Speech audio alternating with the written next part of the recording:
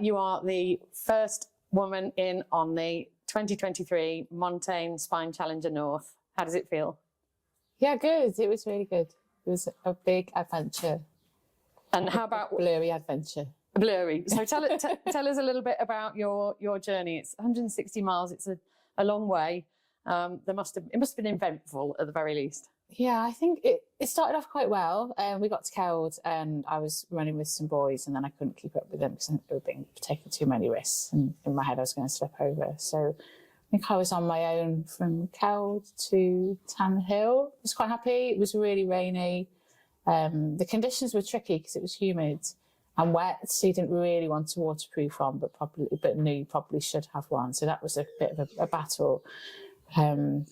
And then we went through the first night. It was with, is it Sam that has the podcast? That was quite nice. It's always nice to go through the first night with someone. We got really confused after the pub, but I blame that on the GPX track entirely. That's Every Slate home north of Tan Hill, yeah? Yeah, that's right. And then I think things started to go wrong when I set my alarm for 90 minutes sleep at the checkpoint. And the alarm went off, or so I thought it did. And I got ready. I knew I was faffing. And there was even a guy there saying, you need to stop faffing. And I still knew I was faffing. But I was quite happy. And he said, oh, you've done really well. You're only an hour and 50. And I just knew that something was up because I had 90 minutes sleep and probably faffed for 4 hours. So it just didn't add up to 150 in my head. But I cracked on, left half an hour later. Running away from the checkpoint, my phone alarm went off to signal that the sleep was supposed to finish. So in hindsight, I probably only had maybe 40 minutes. And I don't think it was enough, really. So from there, I think, yeah, the bit around Falcon Clints, I always muck around there, take far too long. But I did crack on with it. Crossfell, I was like the zombie of Crossfell, to be honest. It's a bit sleepy. Then it got hot. It's probably too much information. I'm just trying to work through it in my head, what happened. It's great. It's great to hear it step by step. What's after that? So it's Cauldron's out, and then you go across to Hike Up. Yeah, what time of day was it? It was all good. It was. Yeah. Did you see get the views, or was it? No, I think it was a bit bleak. There wasn't anything pretty. I was definitely starting to struggle because I came off the path on Hike Up and ended up doing some weird bum slidey stuff down, which is quite difficult to do there. So I'm not sure quite what went wrong. Yeah, Crossfell was a bit torturous because I was falling asleep, and I quite like to run some of that sometimes, but no. And then it got really hot. So it was really windy going over Crossfell, and then it got really hot.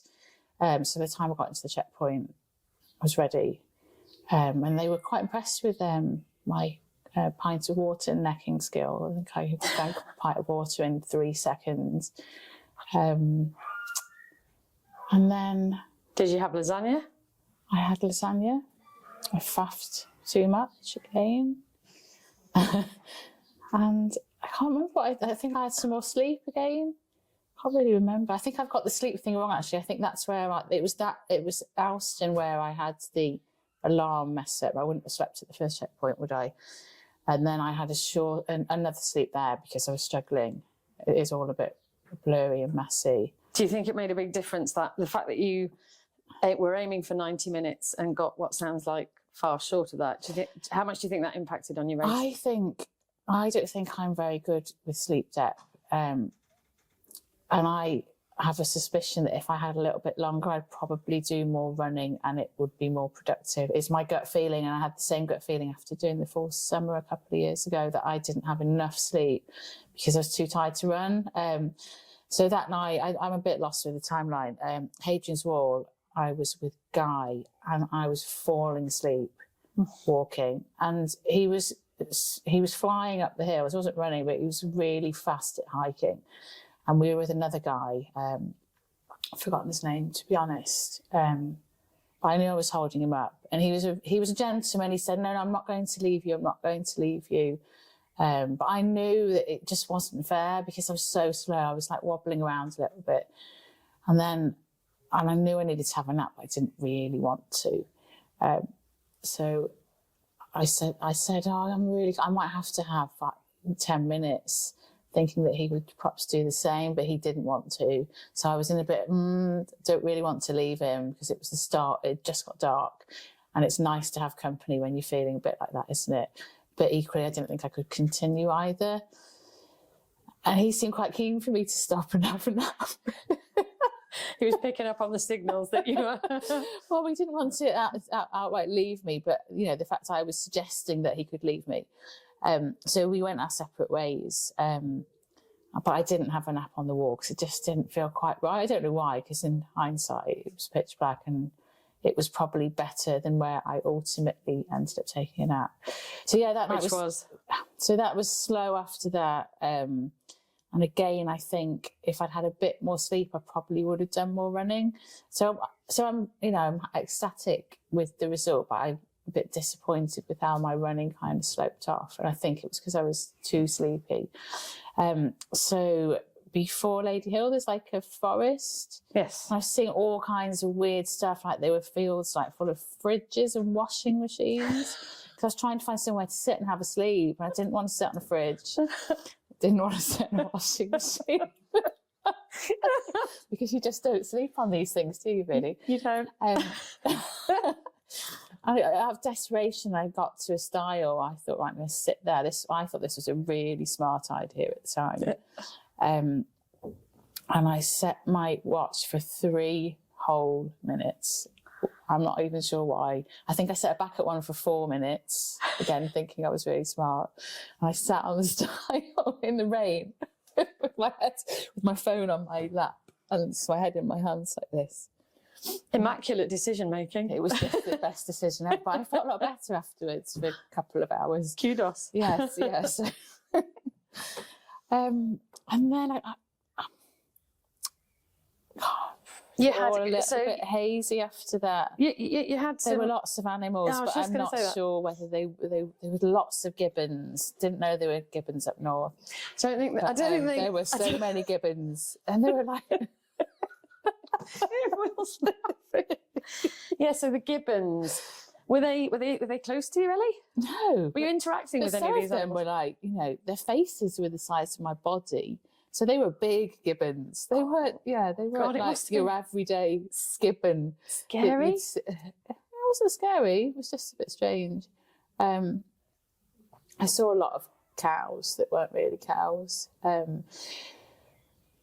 I don't really know the order of events from there, but I'd lost Guy, and I was a bit disappointed with that. And he seems to be moving really well, so I knew it was the right thing because he got like an hour up on me by the time we got to checkpoint, perhaps more. But I was pretty happy after I'd had my 3 minutes sleep in the rain and wiped all the mozzies off my face after.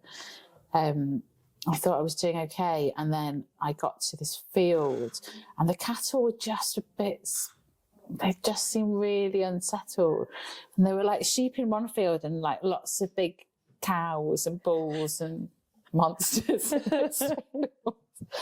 And they were kind of all mingling to start with, and then this cow seemed to get a bit annoyed with the sheep. I think this is real, and he started getting a bit crazy and ran around the field, and the sheep kind of parted, and then the cows came in the bit I needed to go across, and then there was this big bull. You see, now looking back, I'm not sure what it was, but I saw this bull with this shiny silver horn polishing its horn. Nice, nice.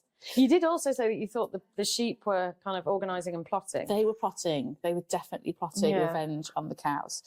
To get there had been quite tricky because there wasn't a path. I had to cross this like really muddy water. I was possibly off course. So I lost 40 minutes there. I was really annoyed about it.